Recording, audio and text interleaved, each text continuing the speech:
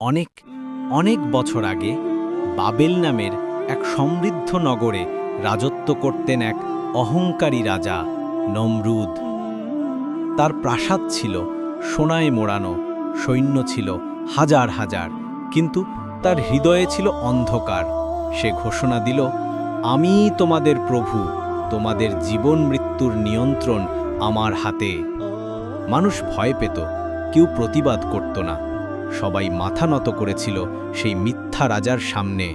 কিন্তু তখন এক তরুণ উঠে দাঁড়ালো, শান্ত, সাহসী, জ্ঞানী এক মানুষ, হযরত ইব্রাহিম আলাইহি।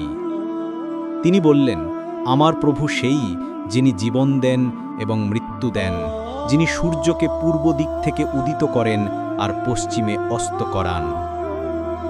নমরুদ ক্রুদ্ধ হল। সে বলল, তোমার এই আল্লাহ কোথায়? আমি দেখি তোমার প্রভু তোমাকে বাঁচাতে পারে কিনা। আগুনের প্রস্তুতি। রাজা নির্দেশ দিল, এক বিশাল আগুন জ্বালাও, আমি ওকে আগুনে ফেলে দেব। দিনের পর দিন কাঠ জড়ো করা হলো, মানুষ পাহাড়ের মতো কাঠের স্তূপ বানালো, তারপর তাতে আগুন ধরানো হলো।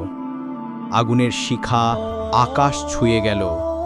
তাপ এমন ছিল যে কেউ 10 হাত দূরেও দাঁড়াতে পারছিল না।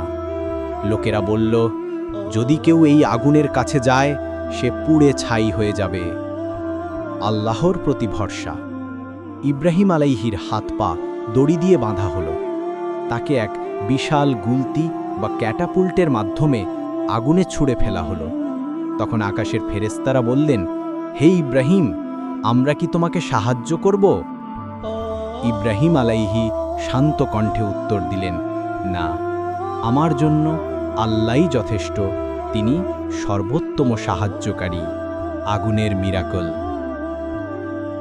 যেই মুহূর্তে ইব্রাহিম আলাইহি আগুনের মধ্যে পড়লেন, তখন আল্লাহর আদেশ এলো, হে আগুন, তুমি ঠান্ডা ও নিরাপদ হয়ে যাও ইব্রাহিমের জন্য।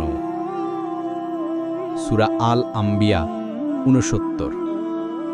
অলৌকিক ঘটনা। আগুনের শিখা নরম হয়ে গেল, বাতাসে ফুলের ঘ্রাণ ছড়িয়ে পড়ল।